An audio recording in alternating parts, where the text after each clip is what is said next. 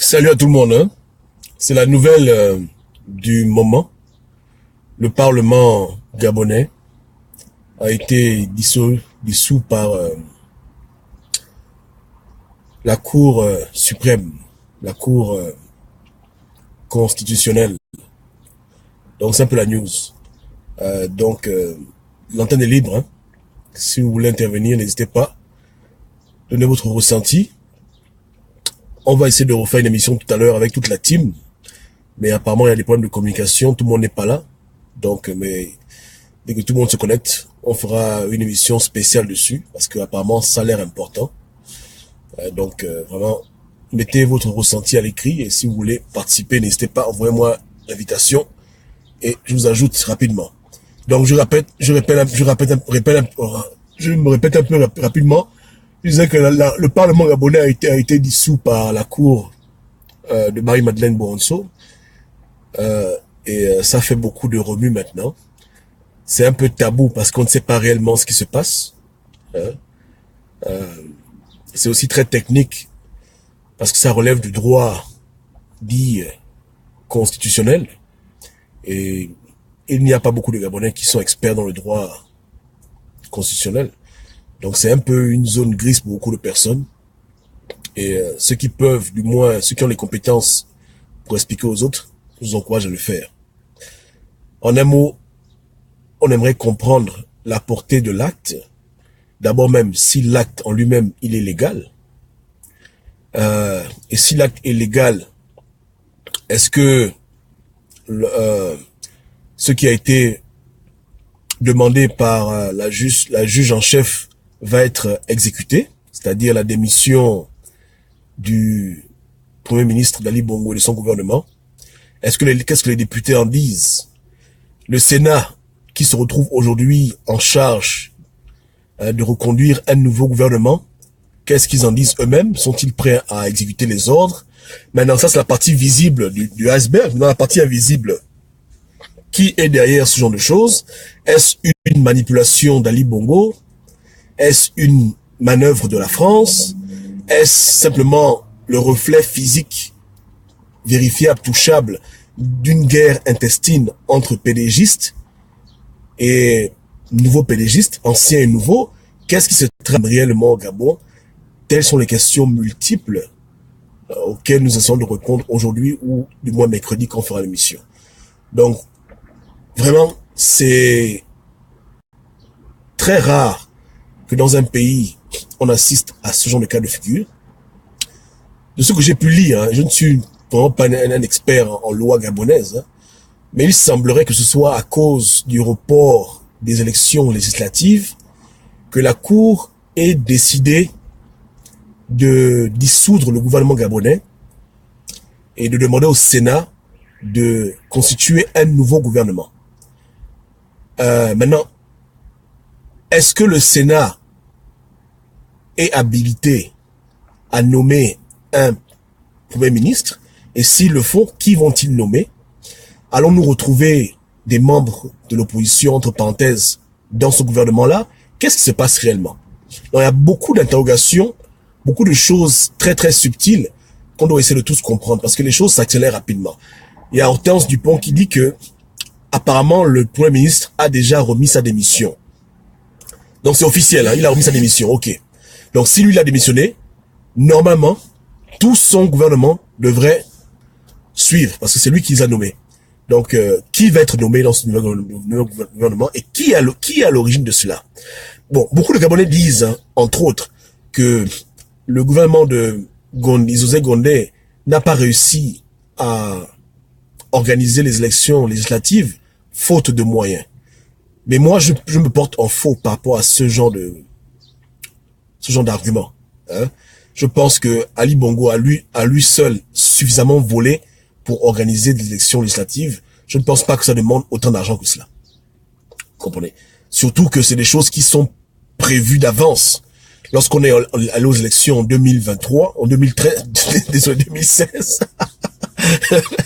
lapsus là, désolé, en 2016, on savait très bien que peu importe l'issue des élections présidentielles, après quelques mois, on devra avoir les élections législatives.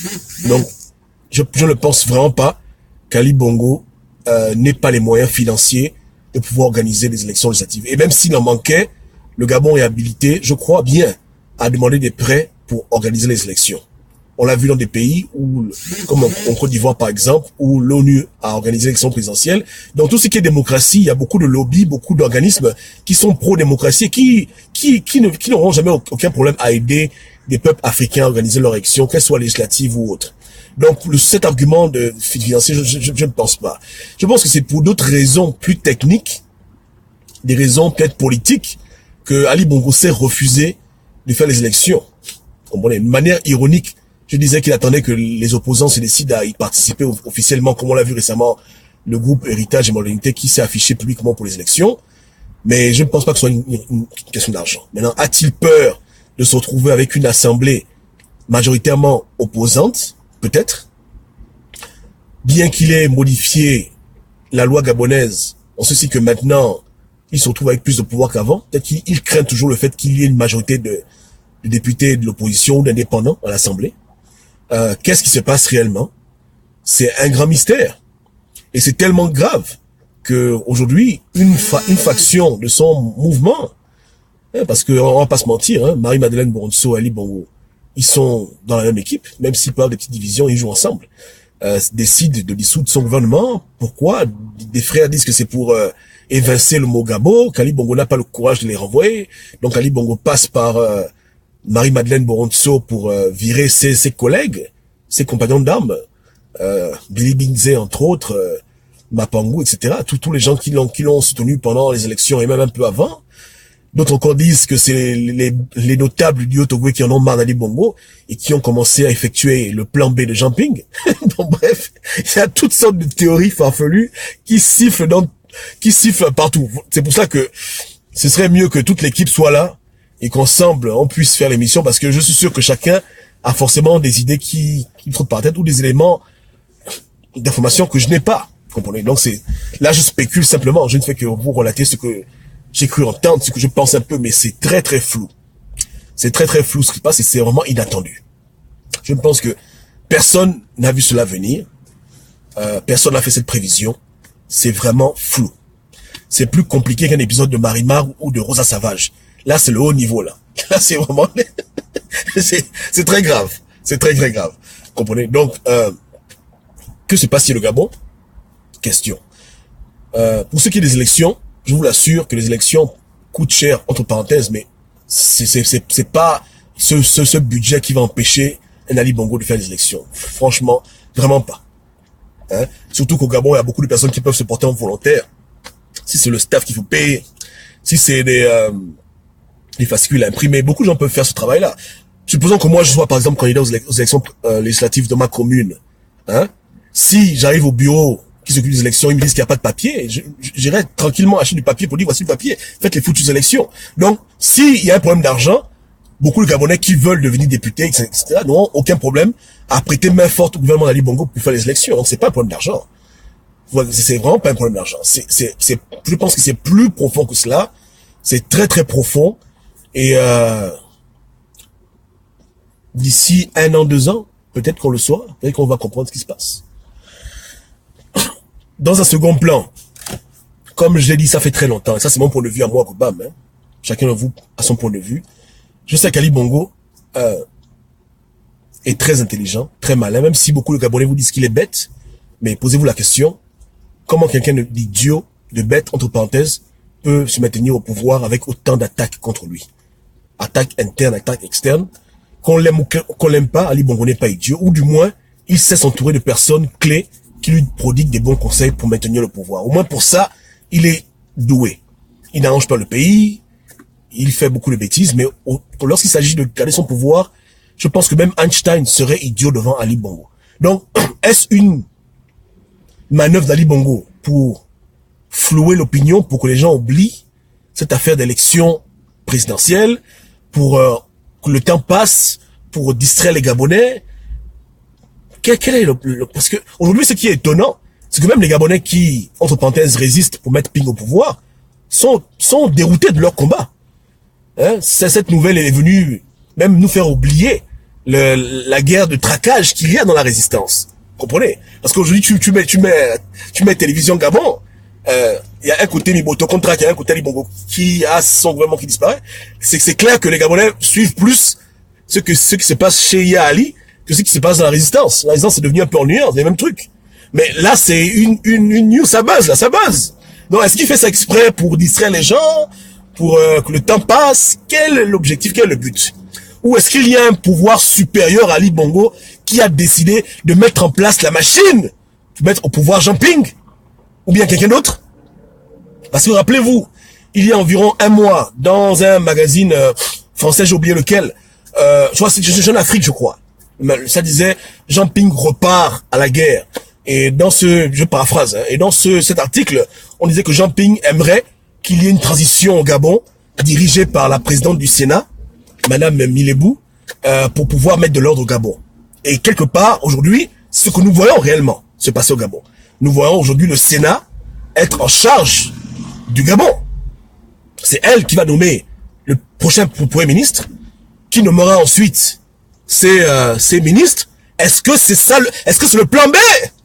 Et je ne le dis pas de manière ironique pour moquer de quelqu'un. Est-ce que ça se passe maintenant, là? Est-ce que c'est ça qui se passe devant nos yeux? Finalement? Est-ce que des boutons ont été activés depuis très très loin pour enclencher un processus pour qu'Ali Bongo s'en aille dans la paix? Est-ce que nos amis ont raison? Et j'avoue que je me suis moqué de beaucoup de gens. J'ai fait beaucoup de blagues sur la diplomatie invisible. Mais à la fin, est-ce qu'on a eu le temps de se moquer trop tôt? Est-ce que c'est réellement ce qui se passe? Question. Parce que c'est trop de coïncidences pour moi.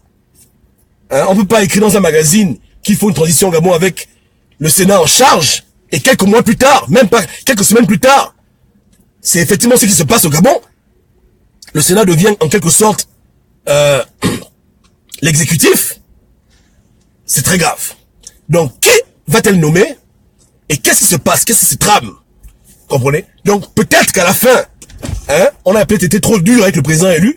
Peut-être qu'à la fin, finalement, enfin, son plan est en train de rentrer en marche. Et peut-être au Gabon, il y aura une transition pacifique faite par les différentes branches du gouvernement qu'on connaît, tranquillement, dans la paix.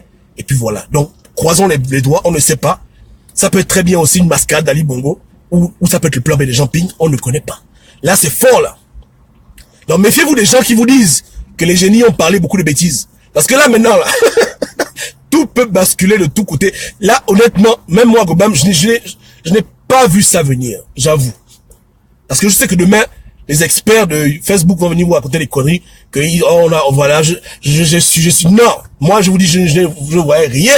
Je cherche mon dollar, rien de tout ça m'a seulement réveillé le matin. Donc, je pense qu'honnêtement, pour beaucoup de gens, c'est comme ça. Vous comprenez? Donc, qu'est-ce qui va se passer lorsqu'il y aura ce gouvernement établi? Qui sera Premier ministre de ce gouvernement? Ensuite, s'il y a élection, je suis sûr qu'il y aura élection, hein? À quoi va ressembler l'Assemblée? Qu'est-ce qui se passe? Voilà un peu des choses qui se passent au pays, que l'on observe de loin. Et même ceux qui sont en bled, lorsqu'on parle avec eux, eux-mêmes sont perdus, ils sont perdus. Donc, c'est compliqué. C'est compliqué. Donc, achetez du popcorn, du jus, hein, maquillez-vous, habillez-vous bien, on croise les doigts, on s'assoit, on regarde. Hein, on observe seulement, on regarde. Jour par jour, on observe, on dit, mais c'est comment, machin. Voilà, tranquille. Vous comprenez? Voilà. On observe seulement. Ouais, Ali Bongo n'a fait aucune déclaration. L'opposition non plus. Le Sénat n'a pas encore parlé. Notre sœur Hortense nous a dit que Monsieur Gondé a remis sa démission. Donc, qu'est-ce qui se passe? C'est ça, là, c'est compliqué, là. Donc, Joe, là, il faut suivre, là, c'est le truc, si tu rates l'épisode, là, tu as raté l'épisode. Là, tout le monde est câblé. Tout le monde est câblé. On regarde seulement. Donc, sur le temps de ne pas trop parler, il faut observer surtout de près, et puis voilà, attendre. Voilà. Donc, en tout cas, si la team se connecte tout à l'heure, on va faire l'émission. Sinon, peut-être mercredi ou dimanche. De toute façon, sachez que Sans Tabou et sur le dossier, on le suit de très très près. Hein? On suit le dossier de très très près. On observe, on veille au grain pour vous. On observe ce qui se passe, vraiment. C'est des choses historiques au Gabon. Quand on regarde, on observe. Voilà. Donc, c'est tranquille. Si quelqu'un a une doc, n'hésitez pas. Écrivez-nous en inbox, envoyez la doc, si possible, avec des preuves, etc. C'est tranquille. Il y a Flavienne qui écrit un message, je viens pour vous lire ça.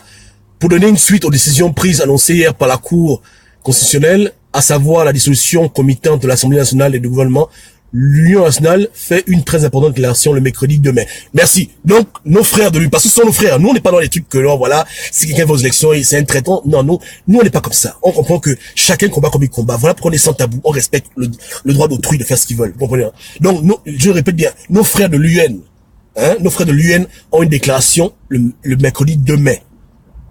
Ils vont faire une déclaration, donc on va suivre ça de près pour écouter ce qu'ils ont à dire, parce que on a vu les photos tout à l'heure sur la page de Nana, et les gens sont en réunion là.